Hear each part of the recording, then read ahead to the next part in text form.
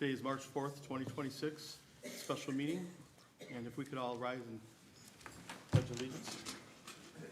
I pledge allegiance To the flag of the United States of America and to the republic for which it stands, one nation, under God, indivisible, with liberty and justice for all. And if everyone could silence their phones, please. Go ahead, we'll do the roll call.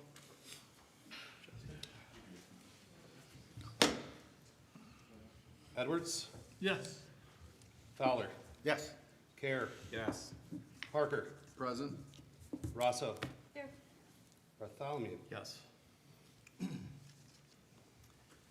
Okay, we could get I'll make a motion to approve the agenda. Second. With- With well, the addition. With change, we're Oh, gonna I'm make a sorry. change. Okay. We're gonna put correspondences as number 3, and then move everything on down after that. Correspondence? Yeah. Also, you still support Zach? Yes. Okay. All in favor? Aye. Okay, Jamie, you need to do the correspondences at parallel? Yeah, real quick though,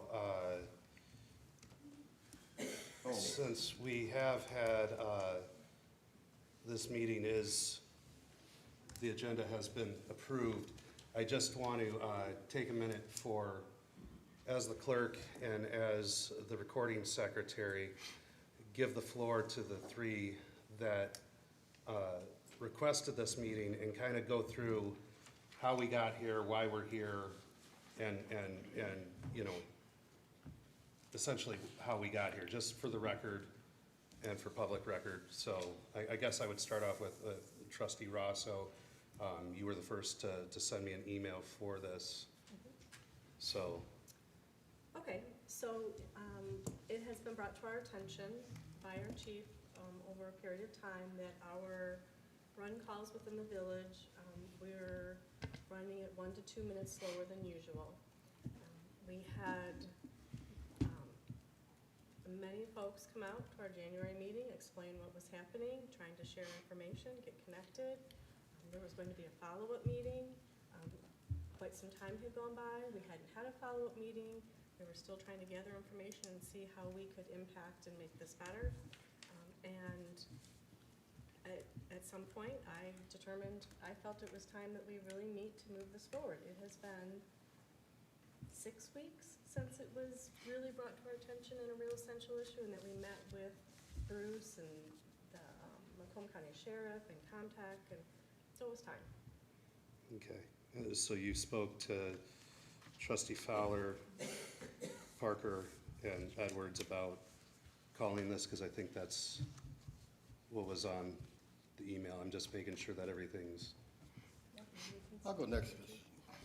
You know, There is a problem, and we're not trying to get rid of the police department no matter what you hear, or the dispatch, I'm sorry. But we're here to resolve this problem, and that's, in order to resolve something, you have to talk about it. We definitely haven't talked about it enough because there's still ongoing confusion. So that's why we're here tonight.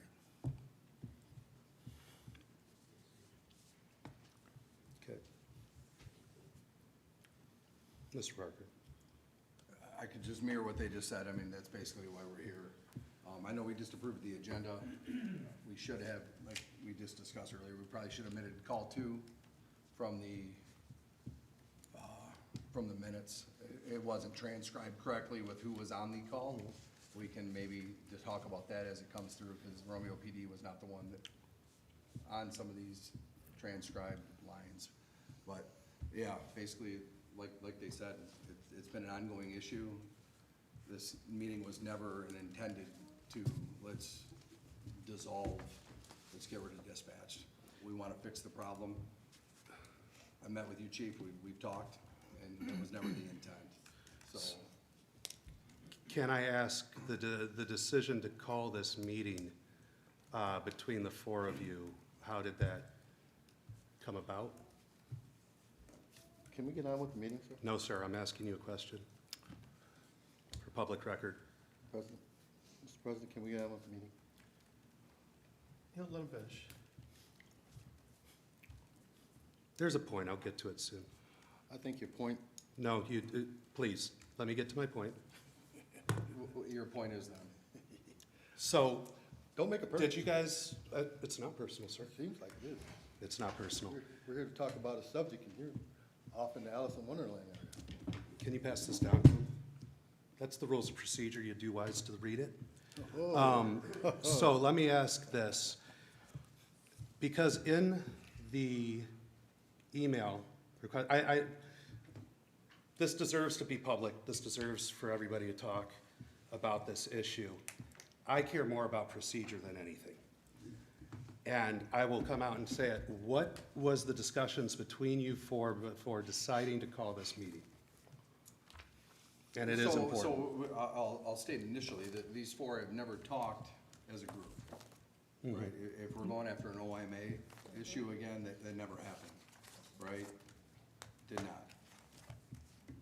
I've had conversations with Bruce Township, with the county, and there's issues that need to be addressed and issues that need to be resolved. Correct, That's why we're here, correct. bottom line. But That's it. I'm Where asking, we're doing a disservice to the residents, the business owners, visitors, whoever of the village. Our response times have been impacted. We had a special meeting that was called urgently to bring up this issue, and then silence, nothing.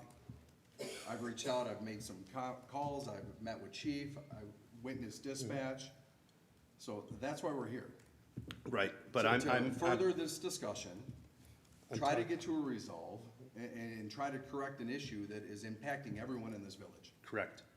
But I'm asking, so you're saying that you guys all didn't come together and talk, but the reason why I ask is, please be aware trustees Edwards, Fowler, and Parker may request this meeting as well. That would indicate that there was coordination to get this, and I just want to get to that and make sure that procedure was followed. I never spoke with trustee Fowler about this. I just know from the moments that we've had in the meetings that that was my presumption, that they may support this meeting. I've never spoke to trustee Fowler about this issue outside of this boardroom. I only spoke Or with Mr. trustee, Edwards, yeah, I only spoke with trustee Parker. or I haven't Period. spoken to trustee Bartholomew or trustee Care. Have you spoken to trustee Parker? Yes. Trustee Parker, did you speak to trustee Fowler? I spoke with Edwards and Rosso, You did not speak to trustee Fowler. not before the initial email was sent, not directly. I mean, I have conversations with Zach all the time, he's a Romeo resident, friend. The reason being is because it seems on its face, this was brought to a head round robin, which is a big violation. And I guess moving forward, we can just FOIA phone records. I'm good, President Pro Tem. We'll just FOIA phone records and move on, because we have to start following procedure. It's nothing personal, but it's time this board starts operating correctly. So we'll move on that way. And I'm sorry for adding more time to everybody's plate, but We don't want to yeah, do things wrong, so. yeah, So next we have correspondence. yes. I've asked Jamie to read those.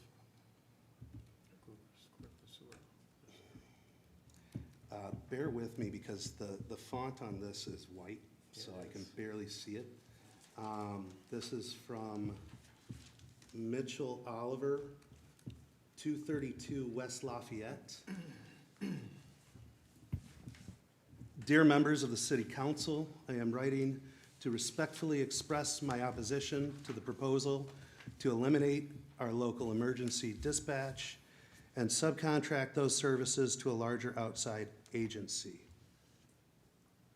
I have been a resident of our village for 8 years, and my family has owned our home here for more than 40 years. This community is not just where I live, it is home. Professionally, I bring over 10 years of experience in law enforcement, having served at 2 different departments, one supported by a city-owned dispatch center, and one operating under a county-based dispatch system. In addition, I have 5 years of experience as a firefighter and medical first responder. I have firsthand knowledge of how these systems operate and the very real differences in service delivery. From my experience, outsourcing dispatch services often introduces delays that directly impact response times. Transfer between agencies, dispatchers, managing multiple jurisdictions simultaneously, and call queue congestion all contribute to slower communication. In emergency situations, even small delays matter. Local dispatchers provide a level of service that cannot be replicated by a centralized outside agency. They know our streets, landmarks, neighborhoods, and reoccurring problem areas. They understand the nuances of our community. That familiarity results in clearer communication, faster direction, and more accurate information relayed to responding officers and fire personnel. There is also an important officer safety component. Local dispatchers know their officers, not just by name, but by voice, tone, and capability. They recognize when something sounds wrong. They understand individual strengths and experience levels. That awareness enhances safety for both responders and residents. Additionally, once the city sells off its equipment and infrastructure, we lose control. We become dependent on a contracted agency. If pricing structures change in the future, we are locked in with limited leverage. While outsourcing may appear cost-effective in the short term, history often shows that long-term costs increase while service quality declines. Eliminating a city-owned dispatch center is, in my professional opinion, a disservice to our employees, our first responders, and most importantly, our residents. We risk sacrificing personalized, community-focused service for a system that is less responsive and less accountable to our village. I urge the council to carefully reconsider this proposal and to weigh not only the financial projections, but also the operational realities and public safety implications. Having worked within both systems, I strongly believe that maintaining a local dispatch center provides better service, improved safety, and greater long-term value for our community. Thank you for your time and consideration. Respectfully, Mitchell Oliver. And then, give me 1 second.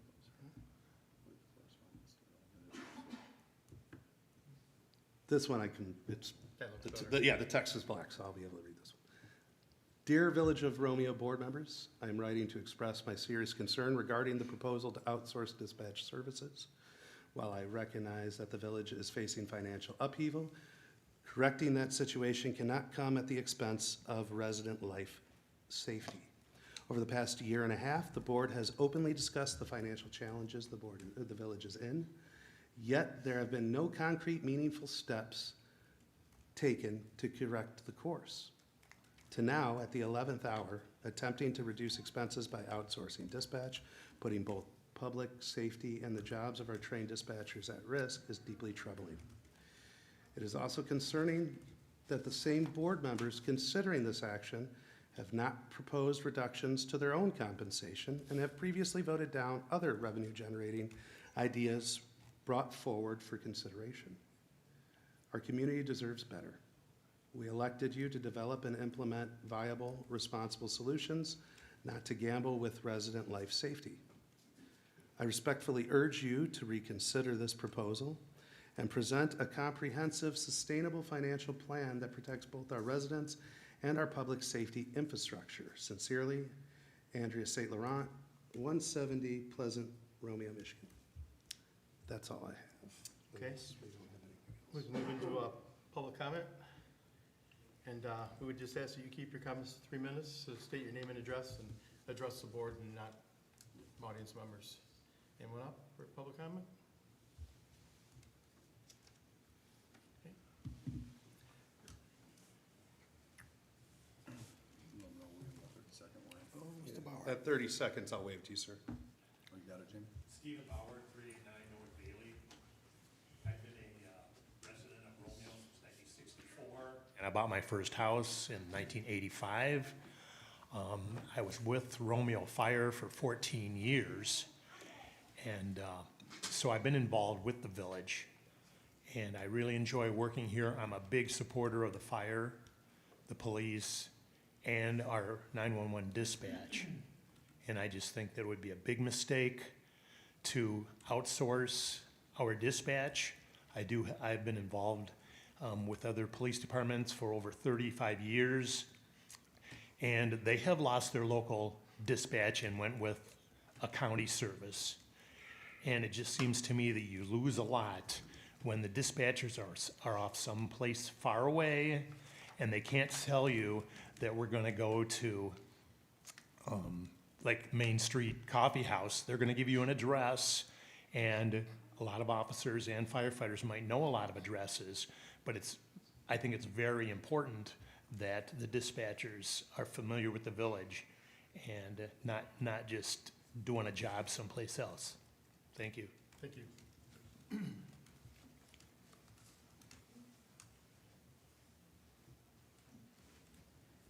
Danielle Lee, 171 Tilson Street.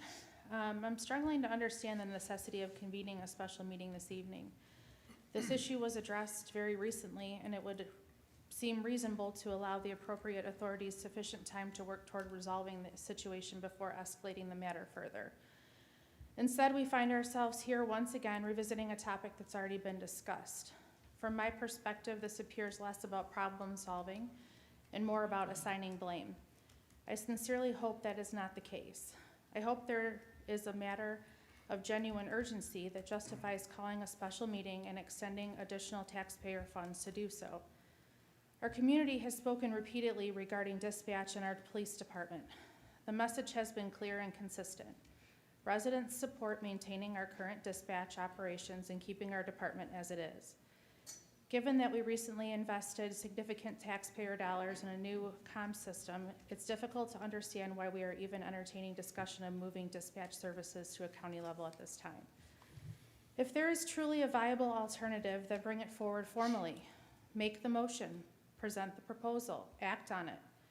What should not continue is the pattern of insinuation, public posturing, and finger pointing without substantive action. At the end of the day, our responsibility is to govern responsibly and steward taxpayer dollars wisely. I hope this meeting results in meaningful progress rather than another unproductive exercise. Thank you. Thank you. Anyone else?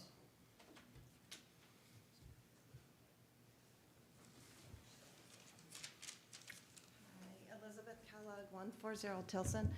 I just heard about this today. I'm just really confused why we're here still.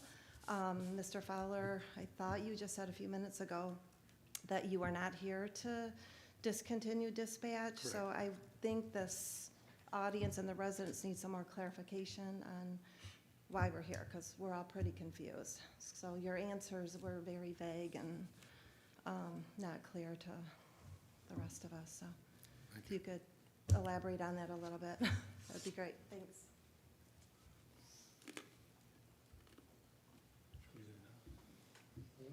Anyone want to say something, Ken, or no? Okay, we'll just hold off. Anyone else for public comment?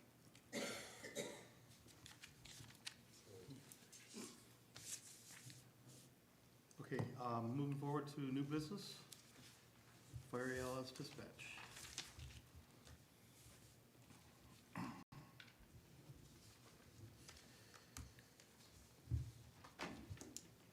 Okay.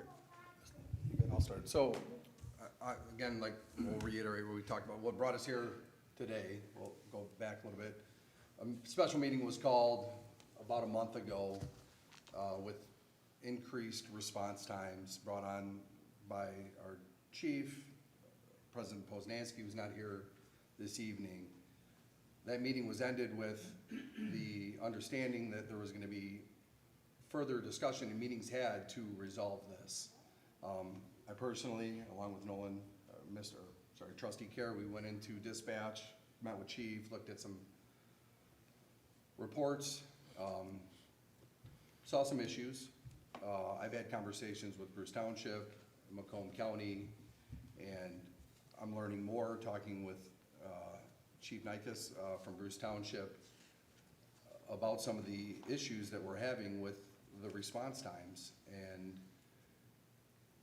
he'll speak here in a minute regarding some of the stuff that he presented to us at the table.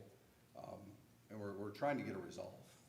This meeting was never intended, and I don't know why it was spewed and spun out, that we're trying to eliminate dispatch. Financial cost, we can talk about what that cost, we can look it up, it doesn't matter. Cost is not the main factor here. I mean, providing a service to the residents, what they deserve is the issue, and that's why we're here. So, I don't know, Chief, if you'd like to talk about what you presented here today. Chief, I don't know if you're ready to, prepared to talk on anything tonight, or whatever, where we've gone, or what we've done since I've met with you. I'd just like to get resolve answers. We've got protocols that need to be followed. Well, public comment is over. Yeah, we just had public comment. I'm sorry. I do have one thing, Chair Bartholomew, if I can, if you allow me. Have any of the trustees reached out to President Poznanski and asked if any conversations have been had with Macomb County as of yet? I've attempted to reach out to President Poznanski several times through phone call and text, and have gotten no response. It is my understanding that they have had discussions, not in depth, but also at the end of the February 4th meeting, that was the special meeting over the heightened times. It was decided at the end of that the village and Comtech would get together to discuss these issues. So I'm still kind of. So, I mean, your point, Clerk Lucero. My point is that it's between Comtech and the village, not the fire department. And That the village meeting right ended now. with the assumption and understanding that our chief, Bruce Chief, Sheriff Wickersham, Med Control, and Comtech would meet. That has not happened. That is why we are here. You can watch it back if you need to, or look at the minutes if they're in the minutes, but that was what was asked and that was what was said. And that's why we're here. We're trying to get a resolve. How long do we need to procrastinate and put off to get this issue fixed? Go ahead, So Chief. again, Nothing is procrastinated, Mr. Parker. We're dealing with busy people, vacations, schedules, fitting stuff in, making things work for everybody. I have met with Sheriff Wickersham. I mean, I sat down for a good hour, just him and I. And I have a meeting scheduled with Comtech and Angela in the very near future. So those things have been put in motion, but they don't happen overnight. As much as I'd like to say we can get that done overnight. This problem wasn't created overnight. It can't be solved overnight. We're doing our best as a group to fit into each other's schedules, but that has been done. I have a meeting scheduled with Angela and Comtech, me and one of my dispatchers, her and one of her dispatchers, to sit down and have a discussion. And I guess to address to the group on why this has become an issue about folding dispatch, it's because it was mentioned at budget meetings. We've got to look at everything, all the budgets and cost savings measures, and that was one of them brought up. And Channel 7 did a story tonight on this issue, and Mr. Parker, I believe your statement to them this was about figuring out response times. It was about fixing I think your quote was an underperforming dispatch? Yeah, and I've actually had a conversation with that reporter since that aired, and he admittedly responded that that was misinformed. He related the increased response times to an underperforming dispatch. And you can call him and verify that yourself if you'd like, or I can show you the text messages and conversations that I had with him. Well, that's good to I hear. never said underperforming. I said we have an issue with increased response times that we're trying to resolve, and never was this intended to dissolve or look at moving away from our dispatch. Okay, well, that's good to hear. But that answers the question as to how we got here. And it was brought up by a few of you at a budget meeting about looking at dispatch and possibly finding budget savings by getting rid of dispatch. So that's why we're here. Anyone else have any questions for the chief? So, are there any of these meetings scheduled yet after 6 weeks? Yeah, I've already met with Sheriff Wickersham.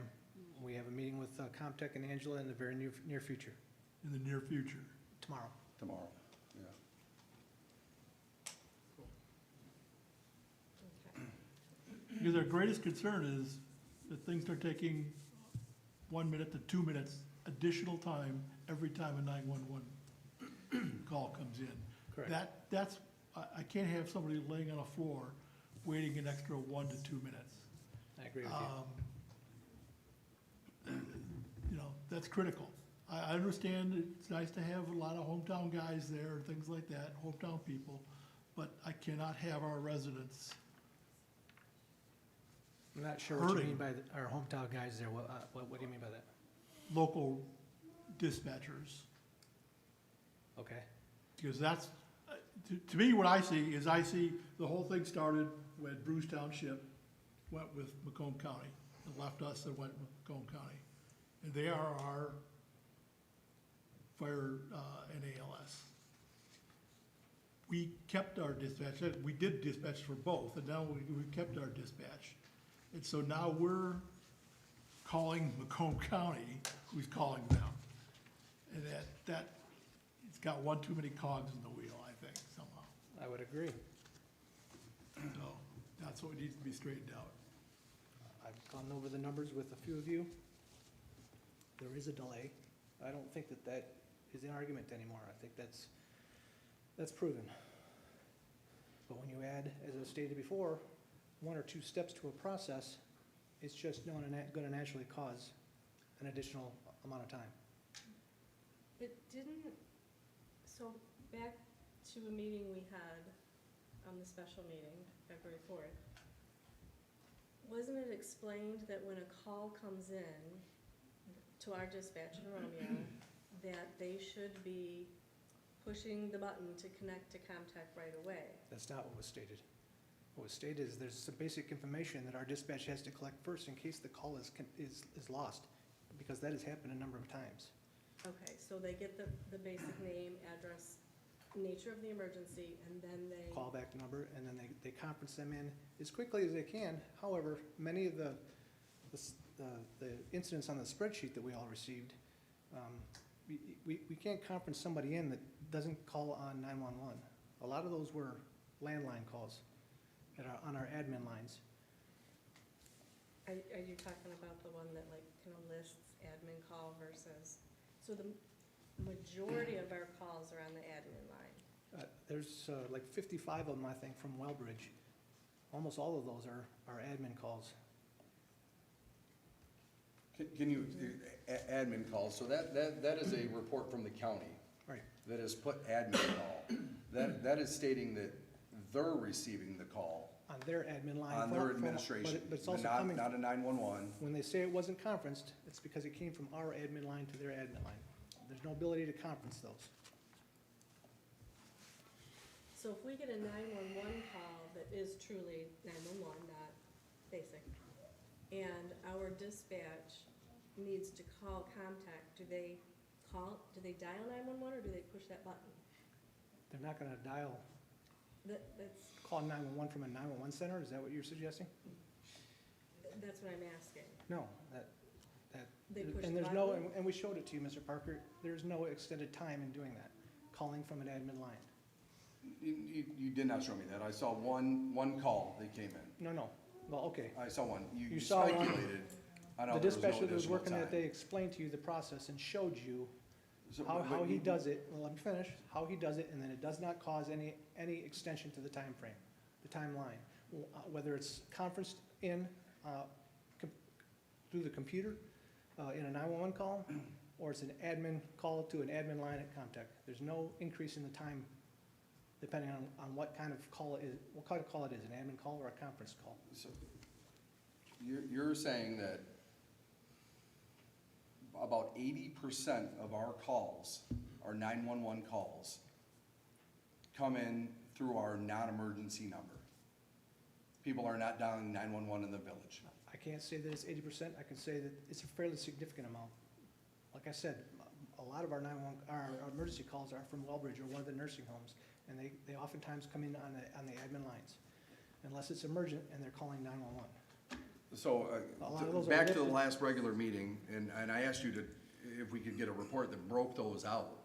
If we've got an issue then with a frequent caller that is not calling 911 to report an emergency, Oftentimes, they're not emergencies, that's what I'm trying to explain to you, they're.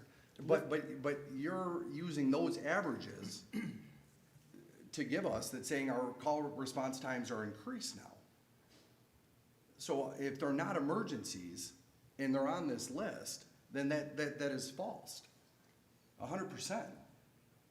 It's my And that's understand- why I asked for them to be separated. It's my And if they're not understanding- it's my emergencies, then why are understanding- you presenting them as emergencies? It's my understanding that the fire department still responds emergency to those.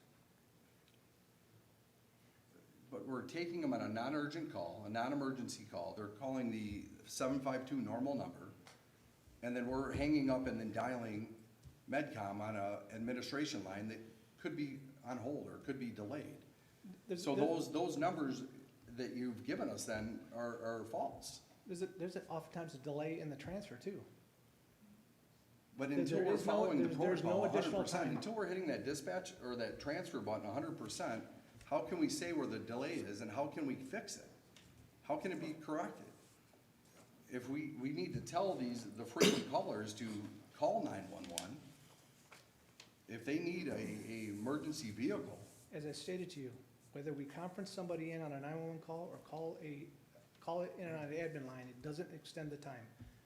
You asked how we can eliminate the time. We're not, let's get it out there. We're not looking for the fire department contract. That ship has sailed. But we gave you a proposal on what we can do to cut that time out by eliminating steps 2 and steps 3. I understand, but all the information that we've presented is stating that we cannot dispatch with our setup, we cannot dispatch medical. We cannot.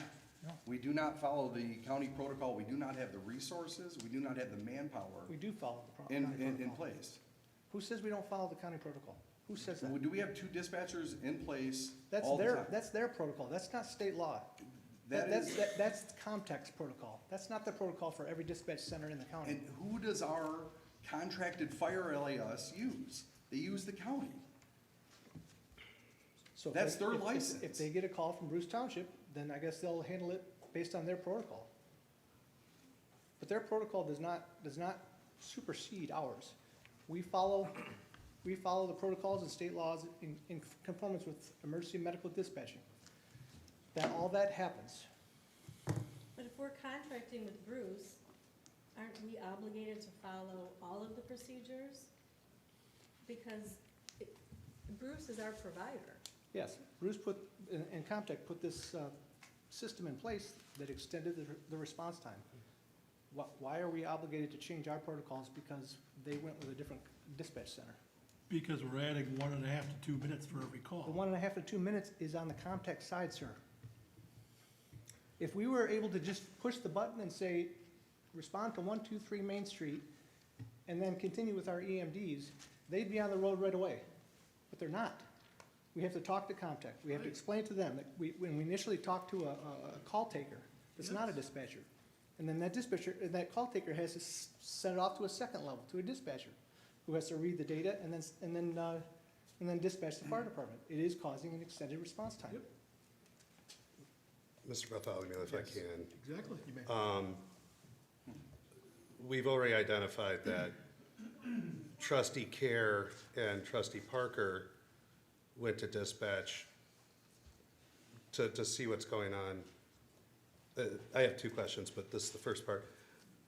What other trustees have gone to dispatch to see what they're facing, to see the issues firsthand?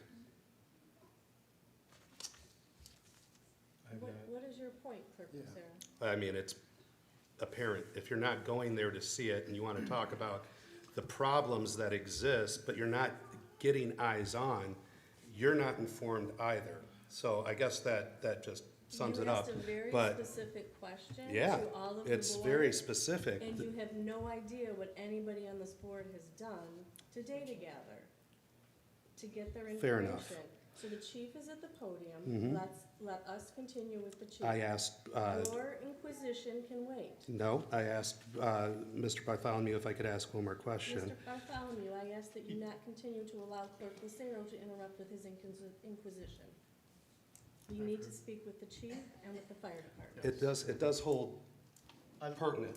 It has to do with the contract with fire. Mr. Bartholomew? Chief Knight, Clerk Russo just asked you to, trustee Wheeler also? yes. Yeah, I'm sorry. I'd like to see, find out what Fire Chief Knight has to say. Looks like he's got something he'd like to share. Thank you. So I'm gonna try to clarify a little bit of this and what the chief said. So it doesn't seem like we're talking about the same Are we thing in the here. sidebars? No. So I'm not in order voting for us member, to so I maintain figured our it's not my license, we need to follow EMD protocols. Those protocols are set by Macomb County Medical Control Authority. You all have a copy. The chief's been given a copy. Those are the protocols that have to abide by, regardless of who is dispatching.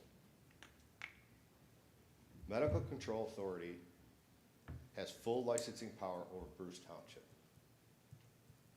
If we do not follow these protocols, which I've given to all the board members and the chief, or the protocol that was set in place to answer and handle these calls,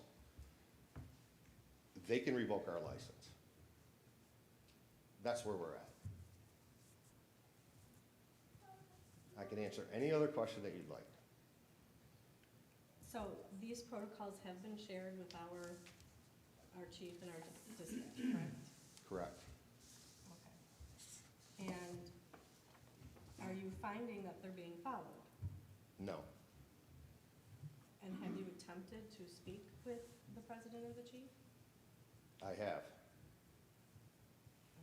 And are you working towards a resolution? Are you getting success from it? I'm trying, but it doesn't seem like I'm getting anywhere.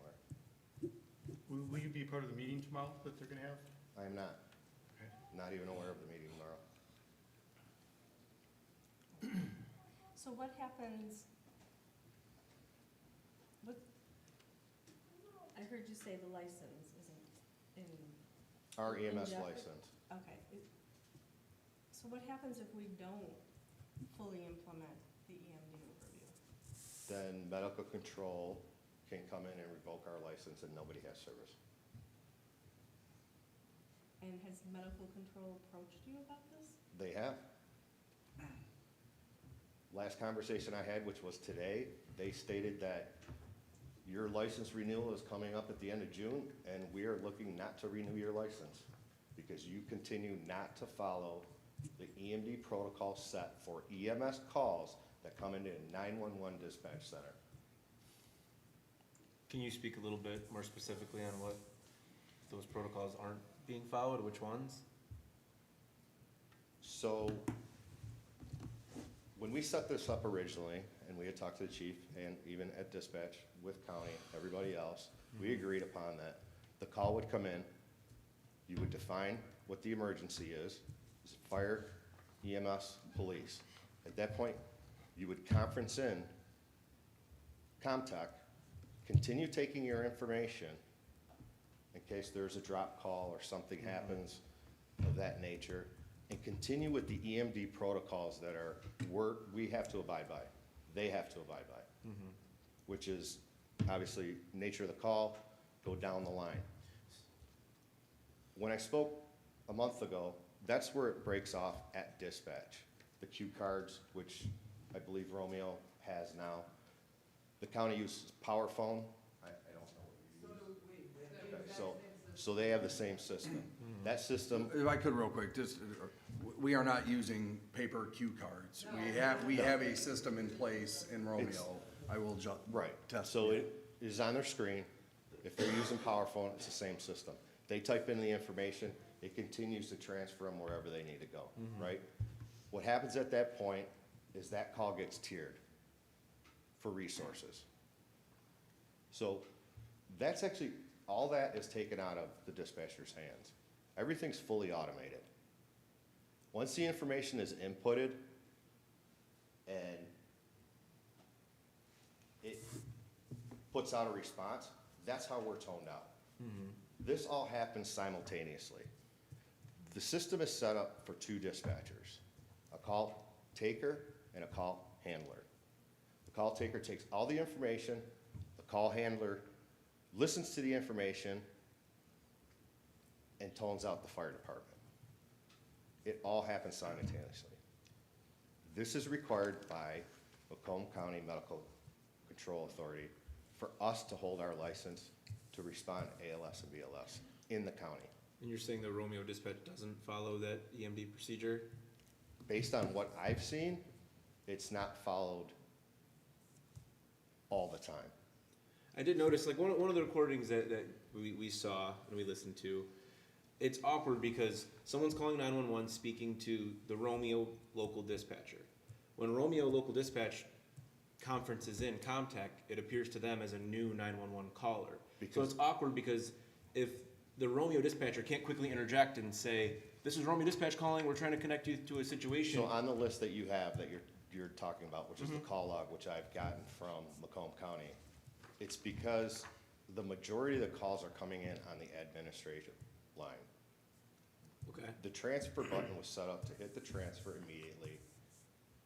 Maybe there's a delay, maybe there's not the delay. It seems like the majority of times there wouldn't be a delay. Comtech comes on the line and Romeo just acknowledges, hey, contact Romeo dispatch on the line, and continues with the protocol. And the Romeo While- dispatcher runs the EMD checklist. Correct. Okay. While Comtech is continuing to do the other portion of it simultaneously, so we're getting the information live, and then we're being toned out through our CAD systems. Okay. So, before you guys switched to Comtech, would you frequently get calls on your admin line, or was it strictly 911? We haven't gotten calls on our admin line in years. Maybe one sneaks through that they might know somebody on the fire department and called and said, hey, you know what, can you come check me out? We have not had calls come into our administrative line in, I venture to guess anywhere from 5 to 8 years.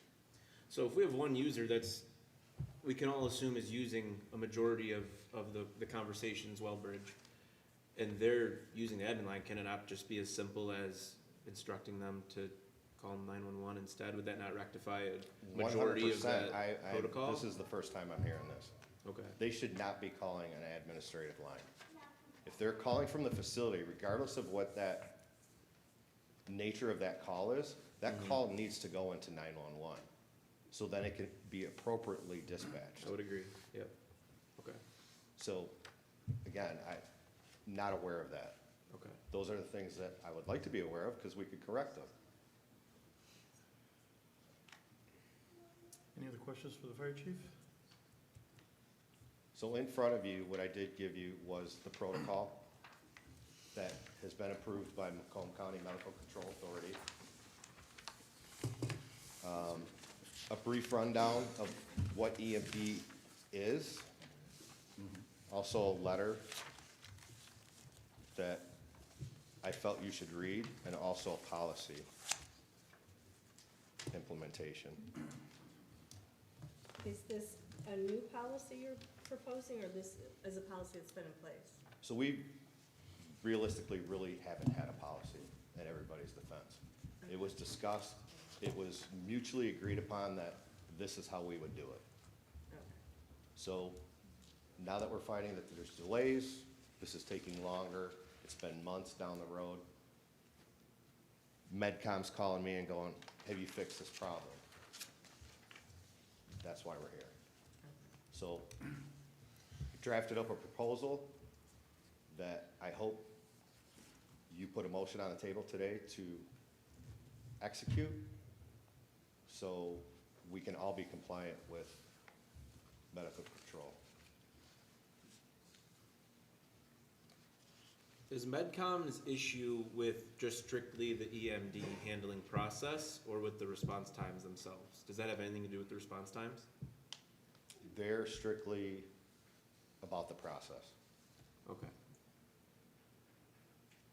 I mean, I for one have, this is the first time we're seeing it an hour ago, so I have no interest, at least tonight, in making a motion on this. We haven't seen this, Mark hasn't seen this. It's just not appropriate to even discuss at that level tonight. I'd be happy to, it sounds like you put a lot of work into this draft, chief, and I appreciate that. It'd be awesome to get a chance to review it and go over it with all the entities that be, but that's. I fully understand that. I'm just letting you know that medical control has put Bruce Township on notice. If this doesn't get resolved, we will not be relicensed. Has medical control reviewed this draft as well? They approved it. They approved this draft? I gave them a draft because I Separate. wanted to make sure MedCom and medical control are the same two thing. They're the same thing. They're the same, but they're Comtech separate. or MedCom is the same. Medical control is our EMS side of it. Okay. The Thank other is the dispatch portion of it. So this Chief, has been approved by medical control. Chief, you have the policy he's referencing or the steps? First time I'm seeing it tonight as well, and I agree with Okay. the board that it probably should not be addressed tonight. I'd like a chance to review it. I'd like a chance for my staff to review it. They deal with a side of this step-by-step process that Comtech doesn't have to deal with. Right, So, I'm just making sure you have it. yeah, Okay, I received it tonight. But I Perfect, want it on the record that we do EMD. We have the same platform in place that Comtech has. It's a computerized platform. This is a process put in place not by us, but by the Medical Control Authority, or Debbie, in the Medical Control Authority, and Comtech. And maybe Bruce had some input in it. We had no input into that. It puts the dispatch process in a box. This is how it's done. This is how it's done. Should not create any addition to the response time. I think it was Mike Tyson that said, everybody's got a plan until you get punched in the mouth. These folks are the first ones to answer that 911 call, not Comtech. And they get punched in the mouth on just about every one of them. It's very rare that they go seamless. One of the example 911 calls that was sent as an example of one handled wrong because it wasn't conferenced in correctly was Comtech, as somebody's pointed out here. It sounds like they're answering the 911 call for the first time. It sounds like nobody else is on the line. 911, what is your emergency? They don't know it's us calling them, conferencing them in. It's just come, let me finish, let me finish. That was a blind transfer, what we call blind transfer. Romeo took the call and blindly transferred that call. Comtech came in on the line and said, 911, what's your emergency? And continued to finish and execute that call while Romeo sat on the other side of the call, not saying anything. Okay, so now can I finish? So that's taken out of context. We have the recording. We do have the recording. There's nothing to take out of context. You're welcome to play it. We do have the recording. I- We had on my a laptop, panicked I'll bring it up patient on right the other now. end of the line that started responding to Comtech as soon as she said 911, what is your emergency? Our dispatcher never had the opportunity. He had to make a pivot, a professional pivot, and I would agree with it. He knew that if he started talking, because he's the one supposed to be doing he's the PSAP, supposed to be doing the EMDs, they were just gonna be talking over top of each other and confusing this panicked young lady even more. So he just let it evolve as is. So does that mean that call came in that Hold on, fast? and that Just, I mean, please just respond to the board. Answered?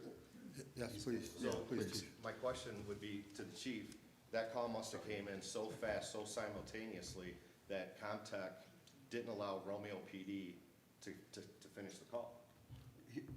Chief, yeah. Justice. I'm sorry. You can go ahead, I but think we don't need back and Yeah, forth. 'cause you So- got- So the nature of that call, chief, that call came in on our administration No, line? came in on 911. We're talking about call two. They I conference- they understand, they so it came in conference- on call two, so we hit the transfer. They hit the transfer button, or the hot And- button, or whatever you want, hold on. And Comtech doesn't know it's Romeo calling, they just see a 911 call coming in. So she says, 911, what is your emergency? Same thing they say. And the patient on the other end, or it wasn't a patient, it was a reporting party, was in a panic because the patient was passed out. And it's just hysterical.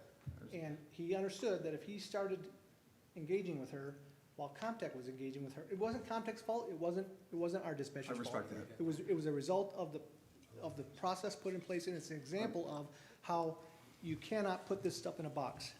So, Almost every call is different. Every time we hit the transfer button, this is where I wanted to ask, is MedCom has no idea that it's us, even with the transfer button. Is that correct? It comes up with, if you call 911. I'm sorry, if you're gonna have, and I hate to do that to you again, Scott. No, you're good. So everybody, so these are dispatch workers here tonight, Yeah, so we're gonna allow them to. I apologize, because they can't hear you when you're talking in the back of the room I on the agree. recording. So you call 911 and I have to conference county in, your phone number's coming up, not the police department. So whatever number you call from, that's the number that county's getting. They're not getting Romeo Police Department or Romeo Police Department's number, it's your telephone number. Whatever phone comes in our system, that's also going on their system. Okay. So every single call that Comtech gets conferenced in from you guys, they're completely blind as the fact that Romeo is calling and there's already an existing PSAP Correct. taking the EMD questions. Correct. So that's why I try, it doesn't, like the chief said, you get frantic callers, you try and say, let me talk before, when they pick up, try to explain the process while you're waiting for them to pick up. Sometimes they're hysterical, sometimes they're not, sometimes when you were there, it went perfect. Yeah. Sometimes it doesn't. And then as soon as county would pick up, Comtech, whatever you wanna call it, they say, Macomb County Sheriff's Department, 911, where's your emergency? And that caller's rambling, screaming, whatever, however they are, right away. And then it's hard for us then to, if county's answering her questions, why would one of us step on them while they're already doing it to confuse the caller even more? Right, so technically you are breaking EMD because that's not the written procedure. You're making a professional decision to say, I better just Correct. let her be in charge temporarily. Correct. Because And you're just gonna confuse it doesn't the happen all the caller. time. Has it happened? Of course. I'm not gonna argue with county, and they're not gonna argue with me while a caller's on the phone. Right. It's very unprofessional on both That's new ends. information, and I appreciate having Yeah. that information, so I mean, And- like and I said, it like doesn't happen all the I've had time. conversations with you guys, I've had conversations with Bruce also, and some of the issues were with the delay pushing the button Yeah. for them actually picking up, which if we can start following this protocol or a protocol and Yeah, I hit the mean- conference, it sounds like we need to talk to our frequent callers and say, you have to call 911. Yeah. Because that's the way that we need to transfer. And then we need to talk to MedCom and say, hey, is there a way we can set this up so we know it's Romeo hitting this conference button? I don't think think we there asked is Debbie. because Yeah. your number's gonna pop up every time. It's never gonna say Romeo Police Department. Like if you're on M53 and 32 and you get in an accident. I'm sorry, I'm not trying to cut you off, but I'm sure there's some technical gurus out there that can figure out how to make that happen. I don't disagree with you on that one. But if you call from 53 and 32, it pings at 53 and 32 on our phone, and then when I transfer you, it pings at 53 and 32 on their phone. So it's not gonna know, it's not picking up where I'm calling you from or hitting the transfer button. It's picking up where you're actually coming from. So that's, I'm looking at Chief Nikas, that's something we need to get resolved then. Yeah. If they don't know that it's us coming in, that, Cause there's a lot of times where I'm hurrying and I'm Because like, we've already this is taken- Romeo with the transfer, trying to yeah. make sure they can understand and not add that more confusion to everybody. Is there a delay or isn't there a delay? I've heard that there's a delay when you hit the conference button, and I've heard it's almost instantaneously when you hit the conference When you hit the conference button, there's So, approximately 30 seconds. 30 seconds, so in that 30 seconds, according to the protocol, Romeo would continue to take the information like they normally do. When contact comes on the line, contact will go, 911, what's your emergency? Romeo's to say, hey, this is Romeo, and I know it's hard, the calls come in, you don't know what you're gonna get on that call. But in order for everybody to acknowledge everybody in the system to work, dispatcher on Romeo's side has to say, this is Romeo Dispatch. I have such and such. We do. Continue with the protocol, and contact is getting that information and toning it. Nice, and I truly understand. You One of get the a big lot changes that I variations see in with what calls. you presented then would be, instead of taking the call, determining if it's police, fire, EMS, and then gathering all the information, Hit the button. you're saying hit that button. Hit the Once button. we know we need Bruce, we need to hit the button Hit and the get button. them coming. Yeah. Get them online. That button, depending, because there could be delays, they're telling me, which obviously we need to correct, because there can't be delays on No, that conference button, right? And there has to be some way that they understand that. They need to continue on with those, getting their information. Scott has already sat up here and said, hey, look, I gotta get name, number, address, everything, just in case that call gets disconnected. So when you pick up the phone, the protocol is written, you pick up the phone, you discuss what the emergency is.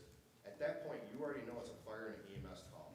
If there's any delay in that transfer button or whatever happens, as Scott has said, between computer and this, that, and the other thing, that button's been hit. Romeo continues to take that information while contact comes on the line. Acknowledges, hey, this is Romeo PD, I have a call for you for Bruce Township. Is there a little bit, maybe some talking over each other? There probably could be. But the recordings that I have and what I've presented to you, going back 90 days and even last week, that's not how these calls are being handled. I would like to get to this point because Med Control has made it perfectly clear to me that I will lose my license. So when the If call, I can't get to this, I can't figure out specifics on where, if there is an issue, how to figure it out. so when the call comes in, just hit the button, and then that 30-second period, he can do his information gathering. That's what happens. Correct, which I think that's what they already do, right? They already answer the phone and say, what's your emergency? They already decipher that it's a police, fire, or EMS emergency and continue to gather the information. They just need to hit the conference button. Let's just hit that button.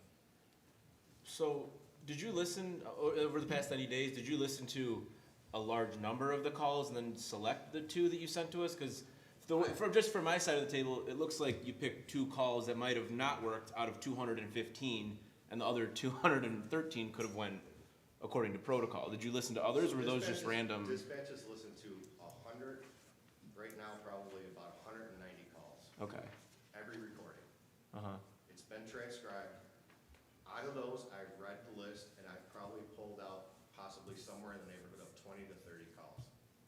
Are you just pulling out ones where it's not appropriately followed? I'm pulling out whatever call I see. I've pulled out appropriate calls and I've pulled out not Right, appropriate okay. calls.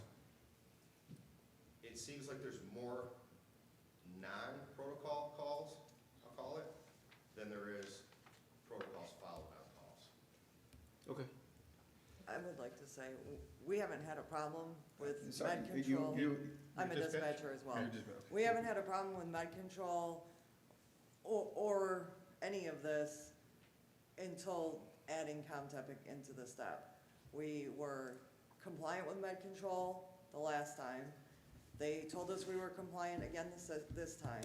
We have the same EMD training, all of our certifications as the Comtech dispatchers. We have the same computer system. We use the exact same one that the county does. It's power phone, it's on a computer. We haven't had flip cards in over 3 years.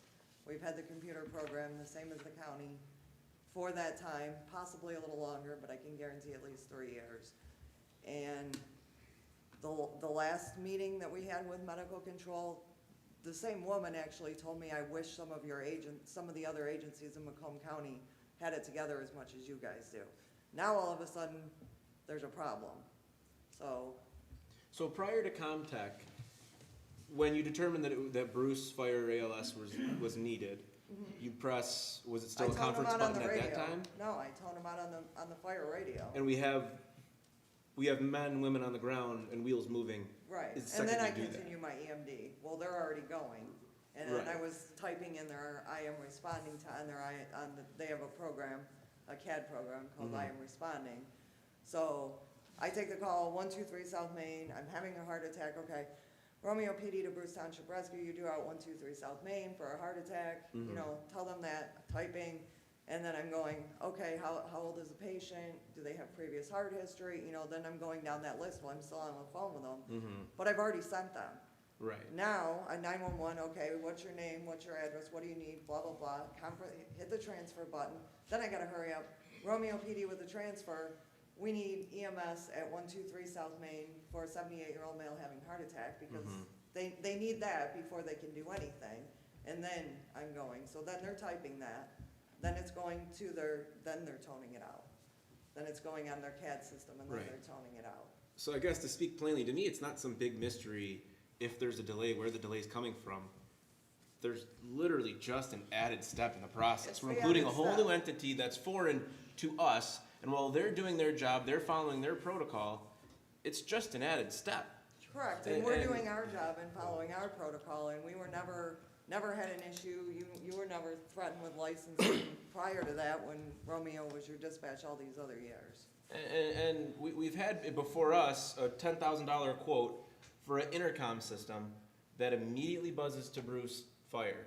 And we can still continue with Comtech, we can still follow EMD and follow all that procedure. It's a $10,000 fix to solve this solution tonight if we wanted Well, to. you can't solve the solution according to Medical Control Authority. It is no longer allowed. The EMD process is a global process, which I explained at the last meeting. Why It's can't how EMD the call is continue? It is how the call is taken and handled in response. It is one system Chief, I have to that read. they have implemented. Chief, if I can, I need to read something for the board. Dated the 9th of February 1999, intergovernmental agreement for fire and advanced life support services. The board, you guys would have had this in your packet on the 4th. Every aspect of this contract has been amended except for one. Number 3, dispatch service. The village shall be solely responsible for the dispatch of fire and emergency medical calls to the township for any call received within village limits. And going all the way down to Not the, to interrupt you, as they are, and that has not changed. You still take the 911 calls and dispatch them. in all This is other a protocol- aspects, Again, this is a protocol that has been put upon Bruce Township to execute. We can sit here and deliberate this honestly for days, months, years. We don't even have to agree with it. We don't have to like it. This is to hold my license and service your village. This is what I have been told that I need to do.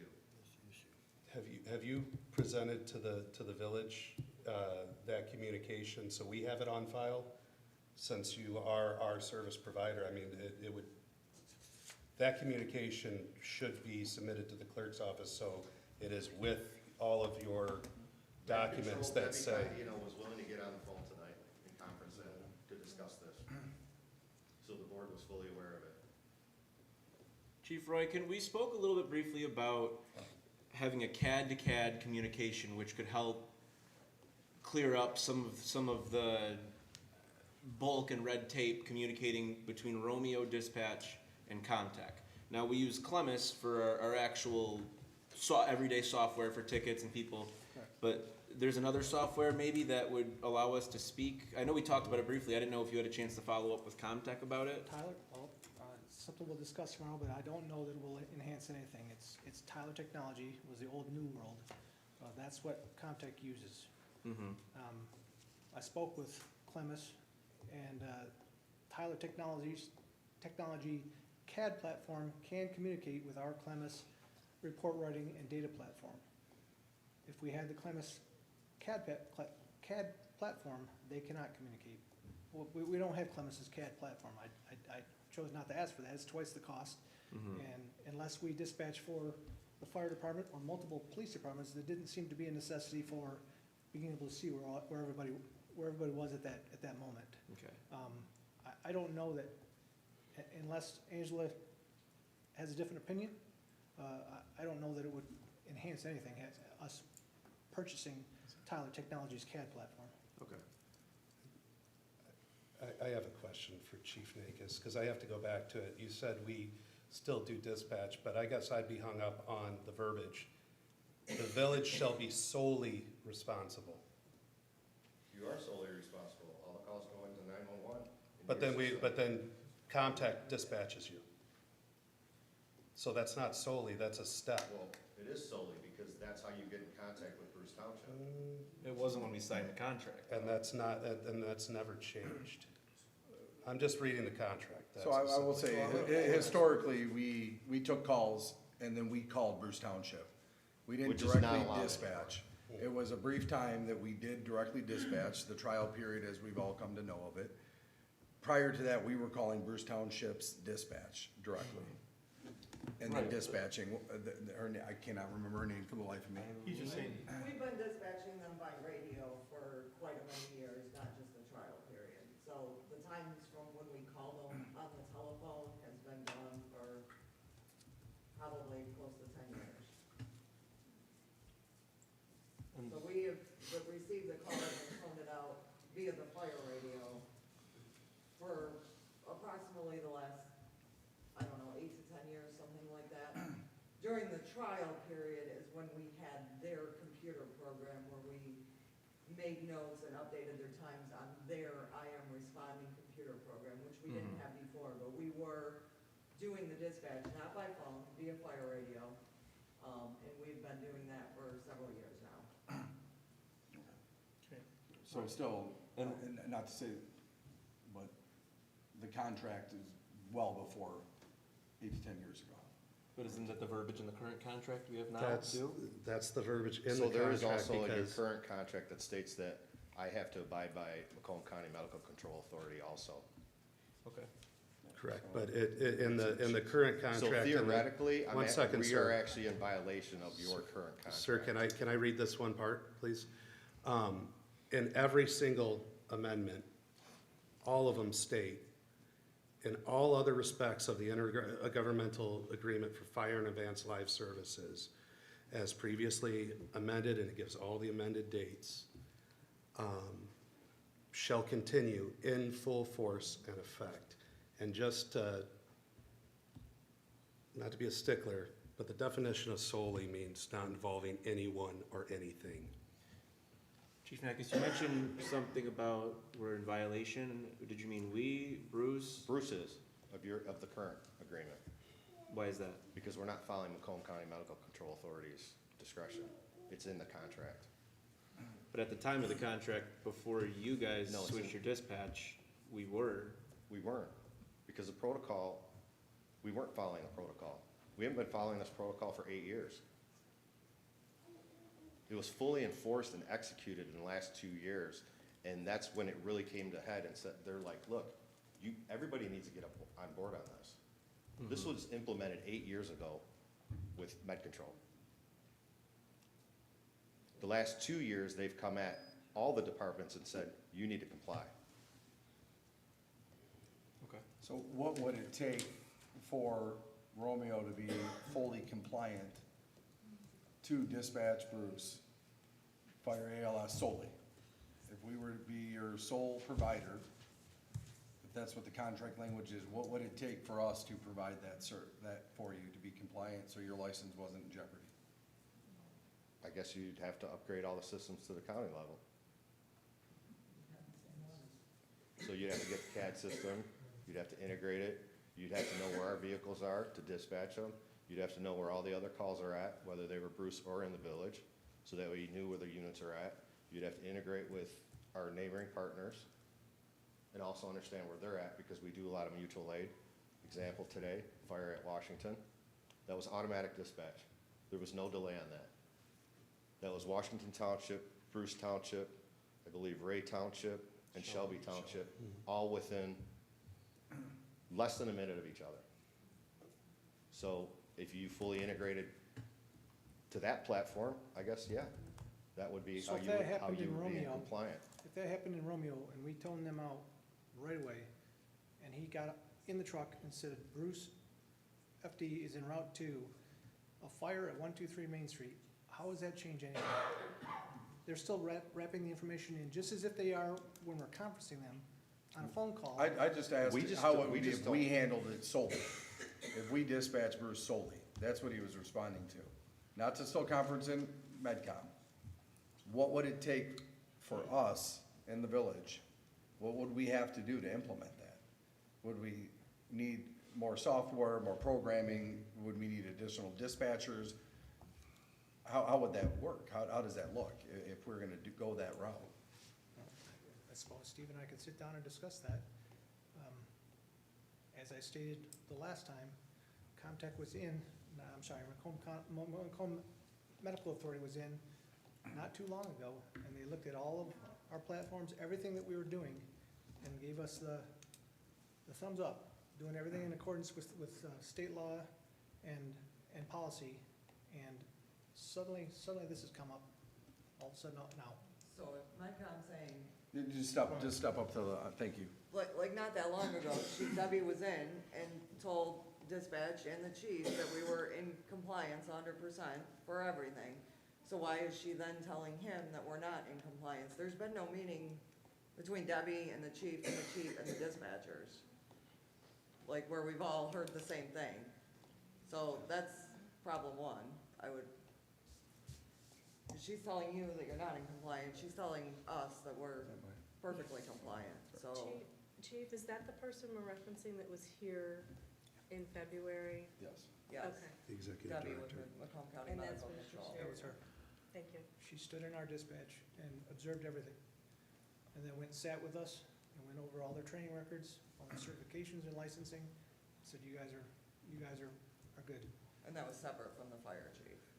Okay, because I think what she said in the meeting, and someone correct me, I remember her saying the certifications and everything were in compliance, but there was something she kept saying wasn't.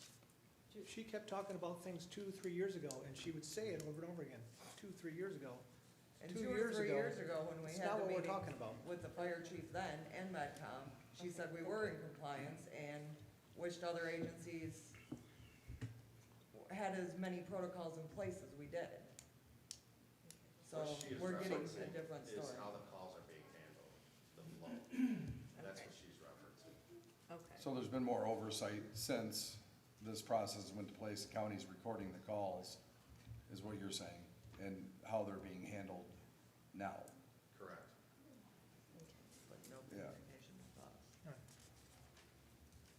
Yeah, so I guess that, well, seeing the logs and the records and understanding now, tonight, that these calls are coming in through our non-emergency line, which if you look at it, it's at least 80% of these calls that aren't being conferenced in.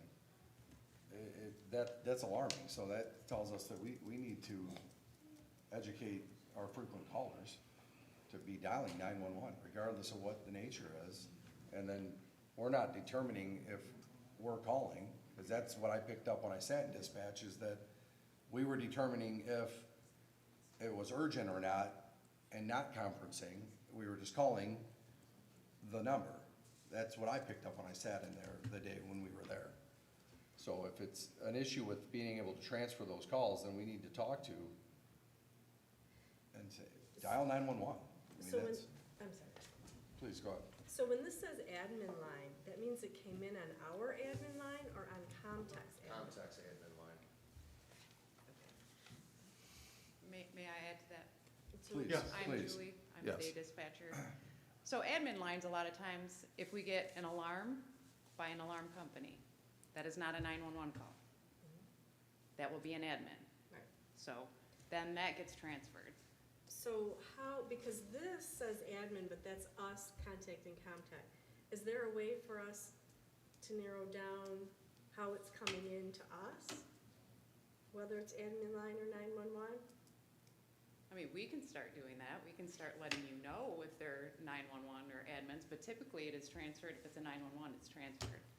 I guess my concern now is if we're using all these calls that you're saying are alarm calls, and that's what we're basing our averages on, and this is what I talked about at the last regular meeting, how are we getting a true answer to this increase in call time?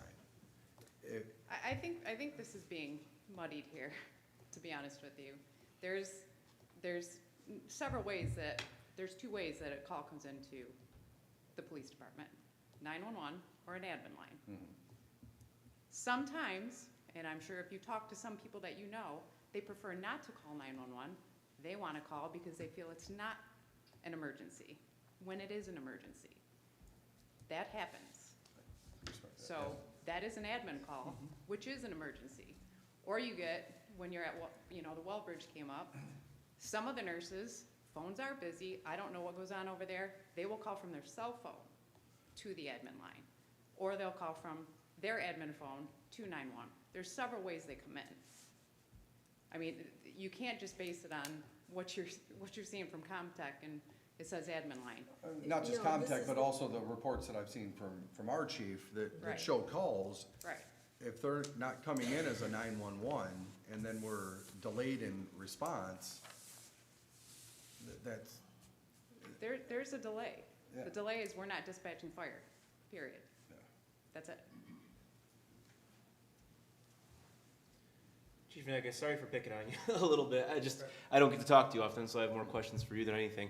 So you said that the intercom system, not intercom, what's the appropriate word? The spectrum toning system. Yes. You said it's not, who's the authoritative body that says that that's not allowed anymore? Med control. It's med control? Yeah. What explicitly is wrong with that? What's the issue? Because again, they want, it's a global response. It's the call and the response, the units, the everything. It's a tiered system. In order to enact that, you would have to integrate everything on the Romeo side, not just, we'll call it the button, because we can give them a button tomorrow. We can give them a radio. You don't even need to have that expense, right? It's not allowed according to Medical Controls Authority anymore. Okay, so let's pretend based on that. So right now. That's why we don't dispatch ourselves anymore. That's why we don't answer the phones anymore. We do not get any calls into Bruce Township. They all go into Comtech. Okay, so Comtech at this point can see and know what all these various departments are doing. So if there's a mass casualty situation, they have the ability to know who's where and how to dispatch, correct? Correct. Okay. They not only know that, but they know if their vehicles are out already on a call, that they will automatically call Armada. They will automatically call Ray Township. Okay. So they know, they have a full map, they have a full system. They know where every Bruce Township vehicle is. And that's integrated into our CAD system, which is integrated into our PCSs. So if call 4 comes in and they need an EMS unit, but all 3 of theirs are out, that call immediately goes into Armada or Ray Township or somebody else to respond to that call. We And- don't have that visibility. That's what I was gonna say, there's no way for us to then have that type of. And Well, that we is, had the that same is CAD part system. of, that is part of the EMD process. Not just taking the call and going through the steps. So I mean, if we had the appropriate CAD system that can communicate with Comtech, I don't see why those can't communicate to each other. Debbie mentioned that they have CAD to CAD with other areas that can communicate. I don't see why that couldn't be the same for us. So are you thinking we just get the CAD system and, As long as it sounds like as long as we have the same operational level of CAD that can communicate with Comtech, then we can tone out Bruce immediately. I mean, we have to figure out how to tone out Bruce immediately. There's no way around it. so what do you make of this where we're not toning out and a lot of these are going into an admin line? What's your interpretation of that? Well, I guess my argument to that is that that data was the same prior to Comtech anyway. You're gonna have Wellbridge callers, you're gonna have admin line callers, so I don't, it's the same data. We could pull it out, but we didn't pull it out previously. Yeah, but the majority of these, this is how it's going into Comtech, not how it's coming into us. When this says admin line on this report, that's us contacting Comtech. And so the majority of these are not us pushing the button to get to Comtech. We're using the admin line. So I'm wondering what we can do, like this one, abdominal pain, called the admin line. Difficulty breathing, called the admin line. Like, Can't happen. so how do we, Sorry. how do we, like, back to the beginning, how do we get them to push that button and follow that protocol and not call the admin line? I don't understand, because it sounds like from what we're hearing, they push the button every time it's appropriate. Unless they call the administration line at Romeo, then they don't have the option of pushing it. Right, so. So I guess then we what do gotta you want look us at, to can do? we get the administration line hooked into the transfer button? Well, since, what you brought up, right, and to your point also, so then we need to know the data of those calls, right? That's the only way we're gonna figure that out.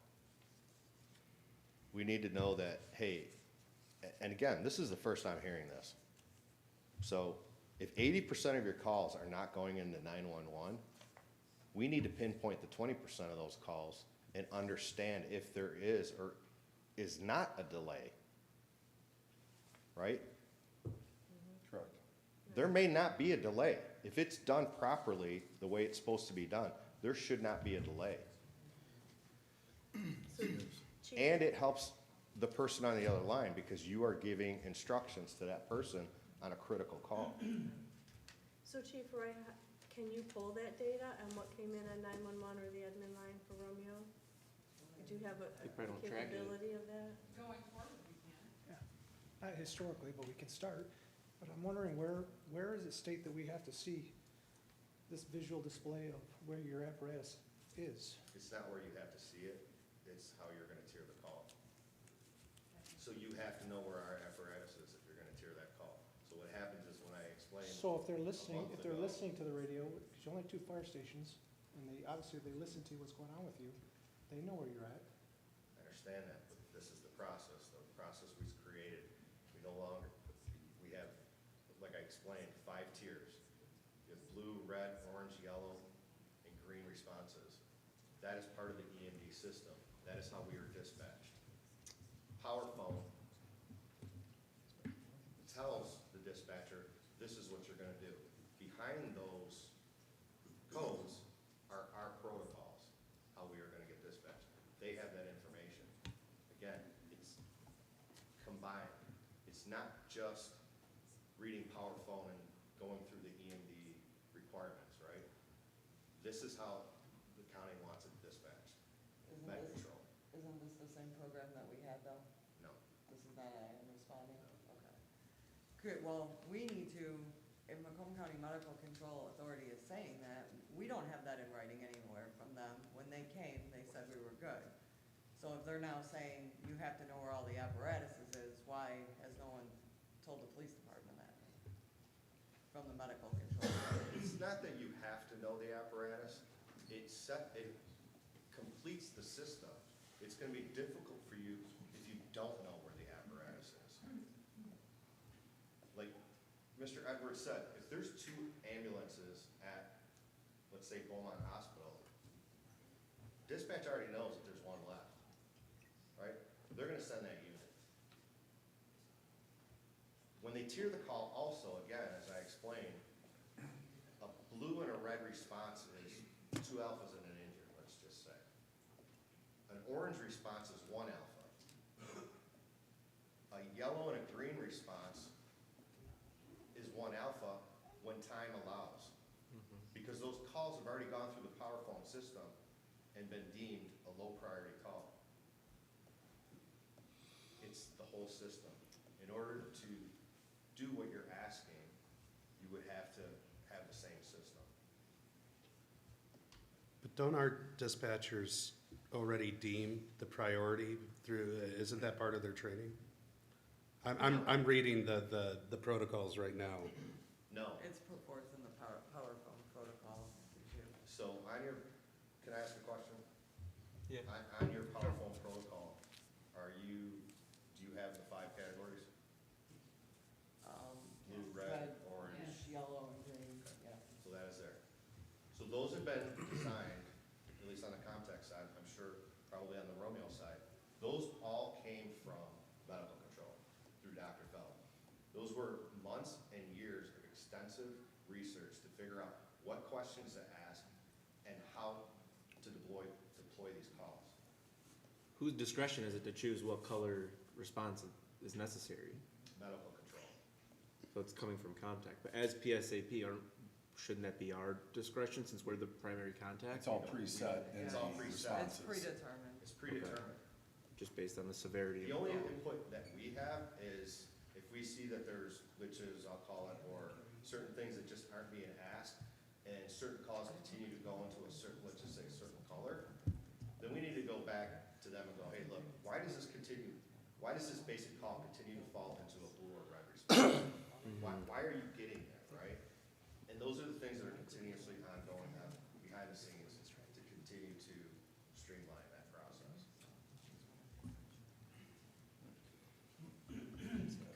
I mean, it just sounds to me, I know that Med Control has their procedure. It sounds to me like there's a procedure to be modified or created where we can tone you guys out, and we're not saying cut Comtech out of the equation. They're still being conferenced in simultaneously. They're still gonna hear the back end of that phone call once they pick up and understand what's going on.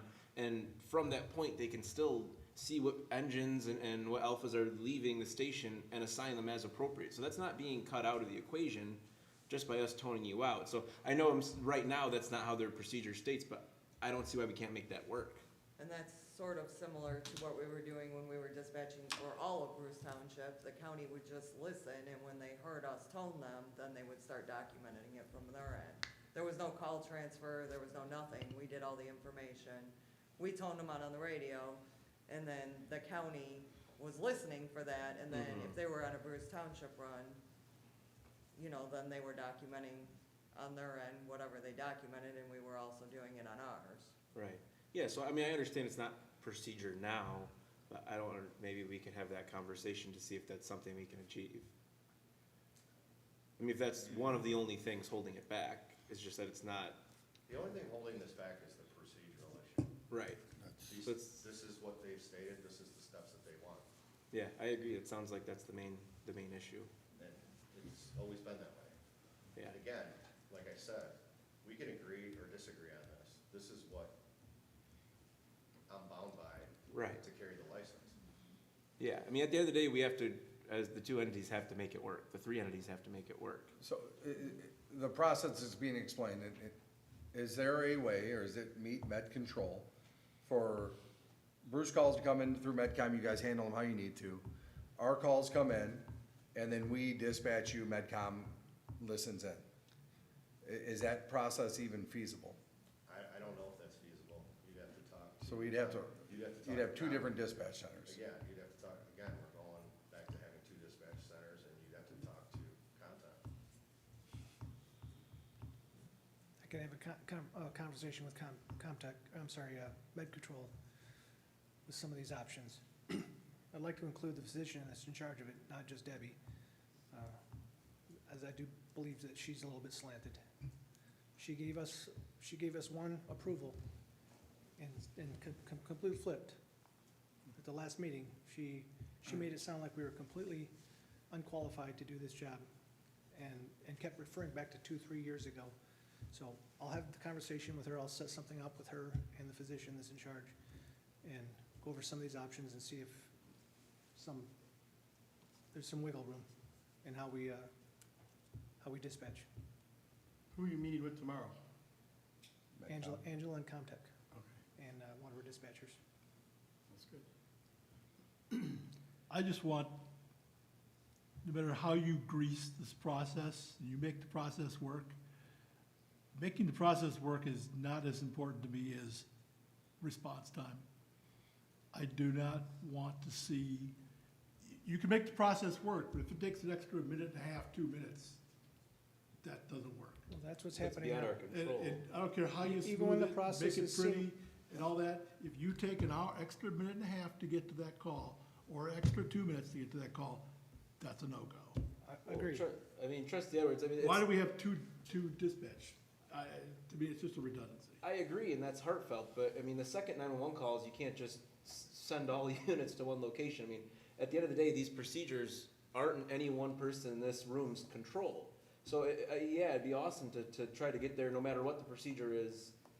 But we have to, we're bound by that procedure. It's nobody's fault here.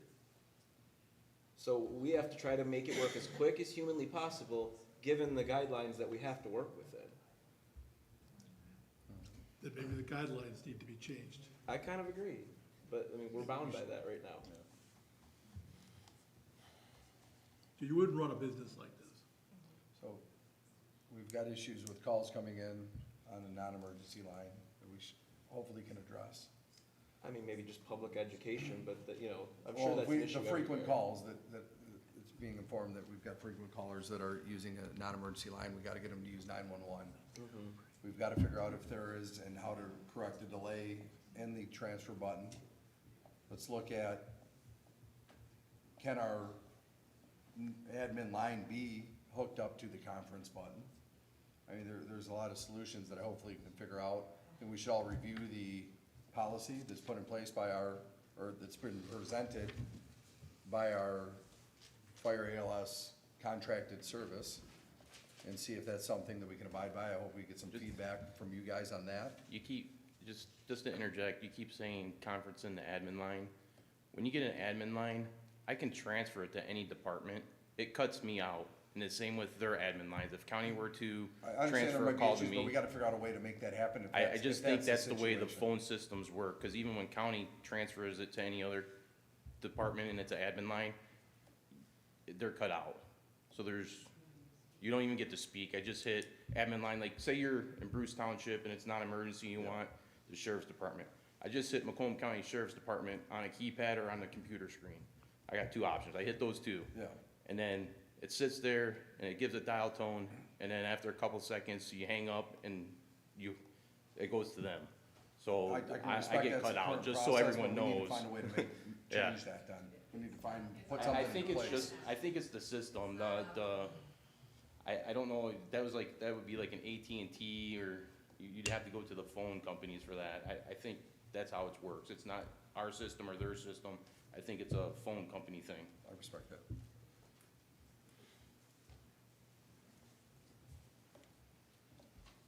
So again, let's review this policy, chief, and dispatch if you guys could, and if it's something that we can get to, if we feel that that's gonna help speed these calls up.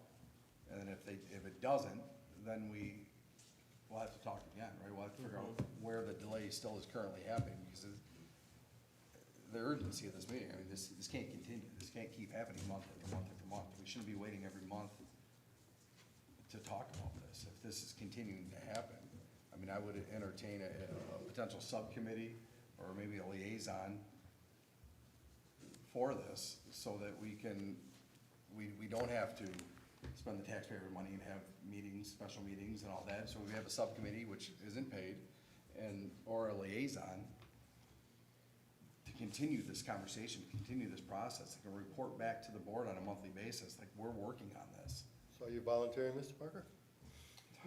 We can put that on the next agenda. I think, That's what we're talking about. I think, yeah, you're an excellent person to be there. No.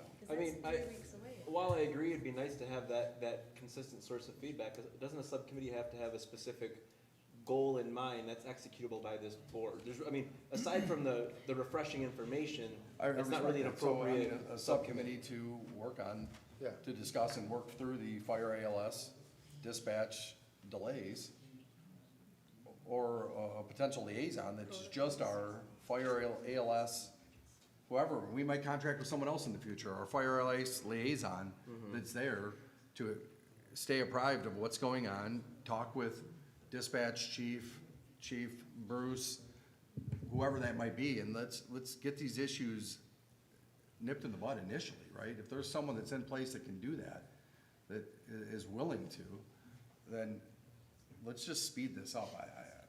To hear that we're continually, month after month, increasing or having increased response to our residents. Yeah. And visitors and business owners, whatever you wanna say, it's alarming. And this isn't something that needs to be sat on till our next regular meeting. So Bart, do you need a motion here to nominate this guy, or what? Will he just do it?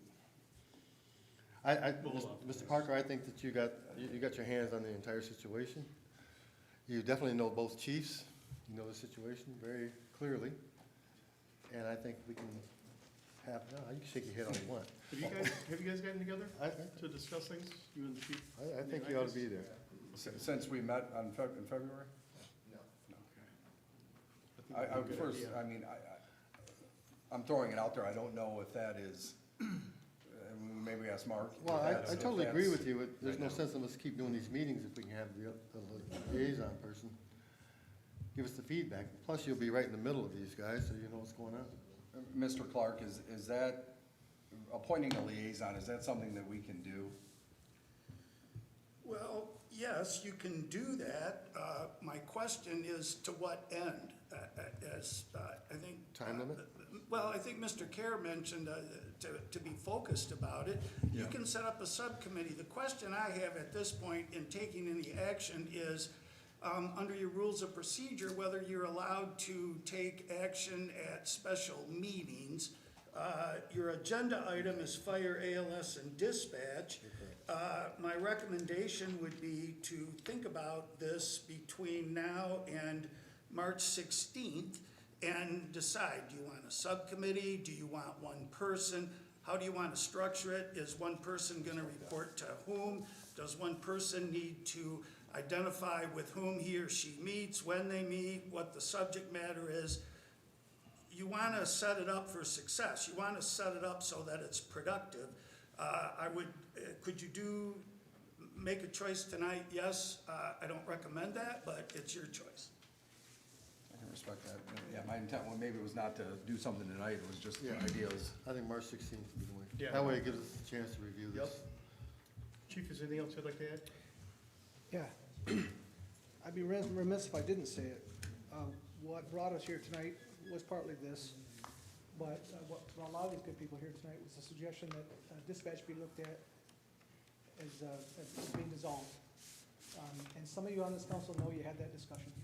You had it publicly at a budget meeting, and that information gets out again.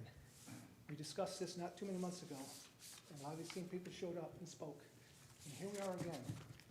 I want to ask, at what time, at what point, you look at these faces in the back row and the stress you put on them and their families and say enough.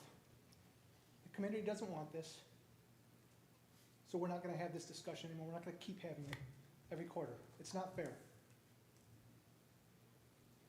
So you're dictating the terms of our budget discussions?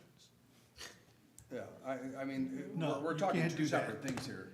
Like we said, this meeting was called to try to resolve and get this response times and protocols and all this figured out. And it's been determined that we shouldn't even move forward past that discussion item. And you're bringing in budget items. It's something completely different, right? I mean, the other part of what, I'm gonna finish. The other part of what we do is look at the budget and the financial well-being of this village. And if ideas and speculations and brainstorming is happening at budget meetings where they're supposed to, I'm sorry if some of those things might be cuts here, cuts there. We have to look at every avenue, right? It's been brought to our attention several times that we are in financial despair, we're not in a good place. So if, as a board of trustees, we are doing our duty financially for the village and looking at alternatives, that's what we're supposed to do.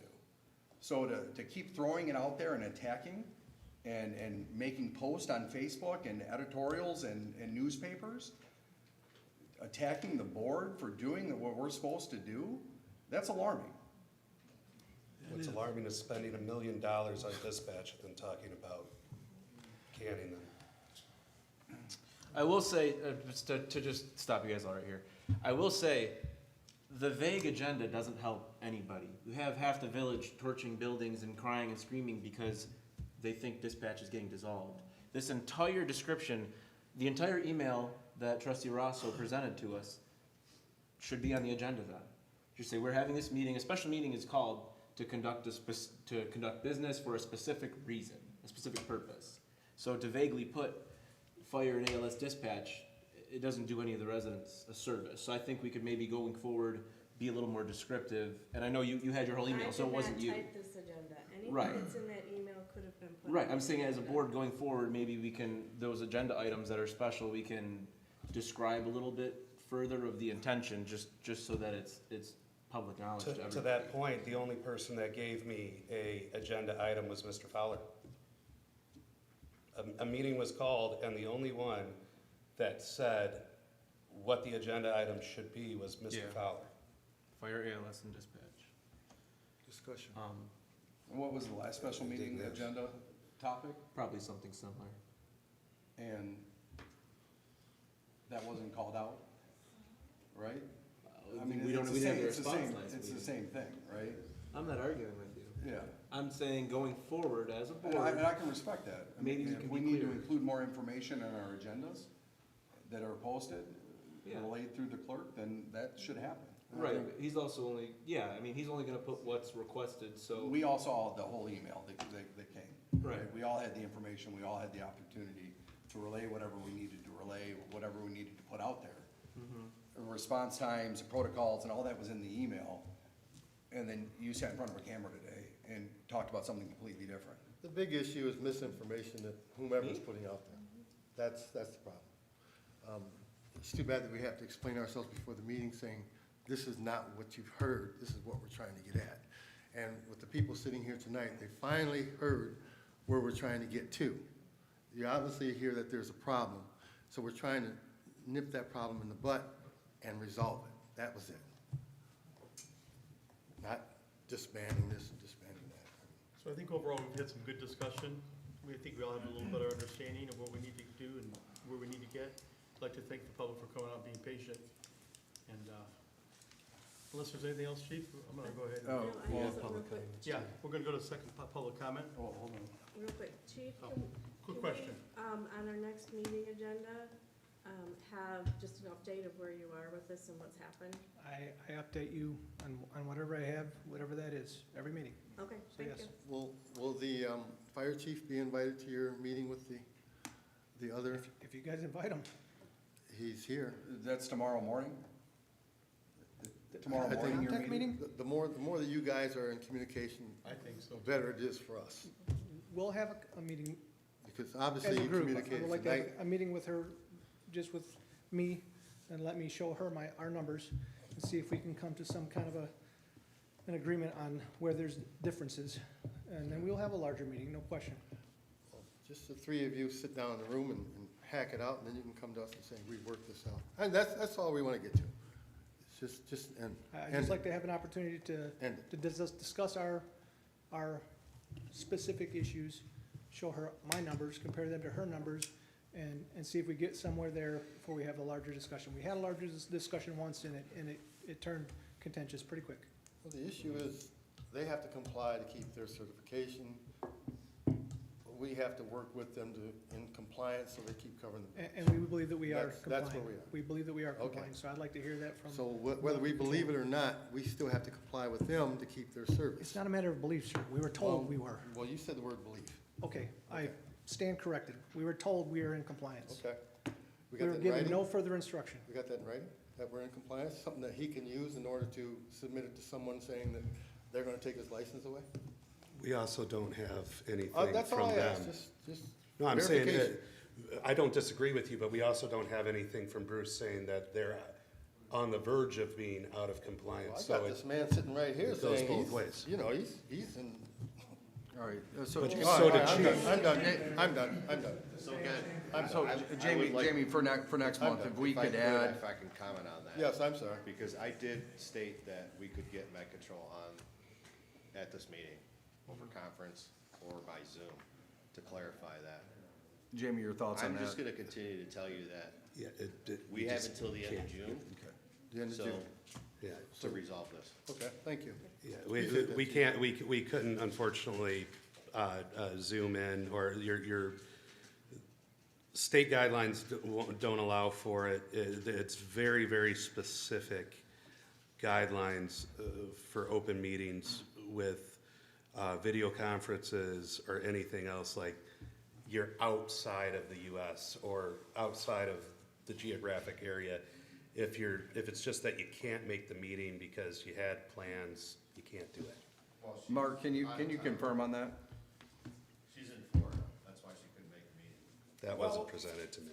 First of all, it's members of the particular board in a municipality or state government that are restricted in phoning it in, as I guess the expression is.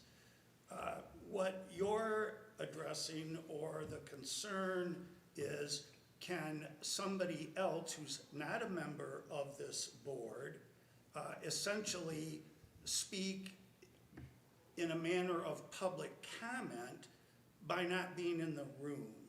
And I don't think there's a prohibition on that, because it's not one of you who is asking to participate in the meeting remotely. It's somebody who's not on this board, not employed by the village, who would be, depending on the side of the issue you are, whether it's a resource person, good or bad, helpful or not helpful. So I don't think there's anything inappropriate about having somebody appear by phone or via Zoom. The question I guess you would have to answer for yourselves is that the way you want to receive the information? And if it is, well, then you can do that. If you think no, in person would be better, we can have a better give and take. We can read body language better. But there's nothing illegal about having somebody who's not going to vote, not going to participate in the meeting, has no legislative authority on this board or to this board. If you want to let them phone it in, let them phone it in. Grocery order, huh? So I guess that's up to the board to determine if they want to entertain that tonight, or if we can see if they can be at our next meeting when we further discuss this, which I would respect that this be added to our next agenda, not off like it was before. The protocol that was presented, potential subcommittee or liaison. I feel all this needs to be on the next agenda. Can that happen? Clerk Lucero? And the specifics too, so Mr. Kerr can be truly informed. Go ahead, Chief. So again, that opportunity is here for us. I have not talked to Ms. Condino. I did tell her that the meeting was at 7 o'clock and we were gonna figure out how to conference her in. So I'm assuming she's still waiting to hear back from me. So that is an option to the board if you would like to allow me to put her on speaker and you can have a discussion with her. President Pro Tem? I think that discussion's best had amongst the three officials at this point. While we have specific questions that we've identified as a board, I don't really think that's appropriate, not appropriate. I don't think that now is the right time and place for that conversation. Can we at least get her on the phone and thank her for standing by so that we're not, that's not appropriate. I think to the have a only thing professional person the stand board by should, and then blow I think the off. only thing the board should ask is what I'm telling you true? Right? Because the feeling that I'm getting is that because it hasn't been in paper, it hasn't been this or that or the other thing is that, well, we need to hear it from the horse's mouth. So. All right, Tell will her you to please submit thank it her in on her writing. behalf for being willing? I don't think you heard you. Oh, will you please thank her on our behalf for Sure. being willing? Thank you. Thanks, Chief. So let's move on to our second public comment. Again, the same rules, 3 minutes. You got it, Jim.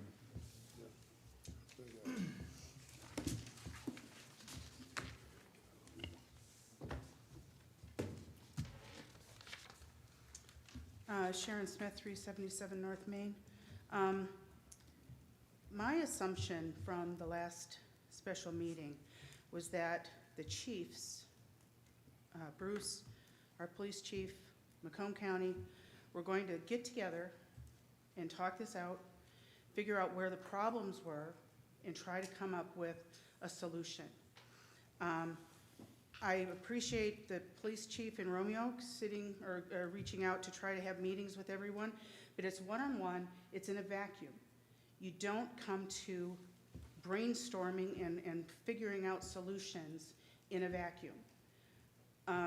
So I would ask that, especially if it takes a board liaison to get people to come together, then it takes that. But these are professionals. They should be responding to each other when they're reached out to, and these meetings should take place.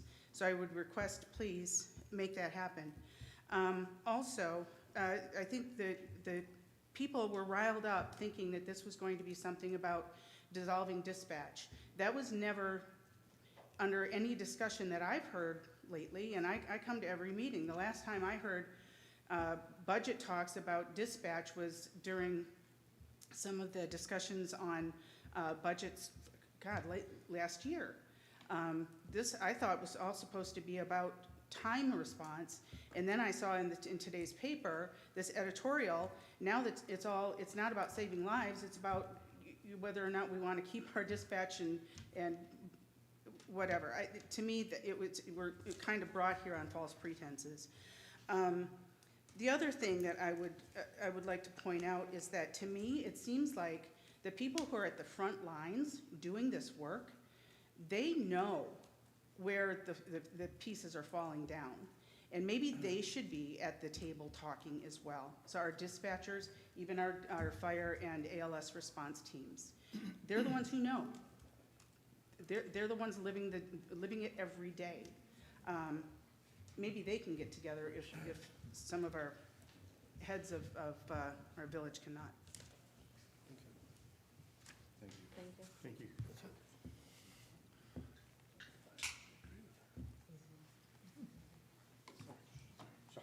Danielle Lee, 171 Tilson.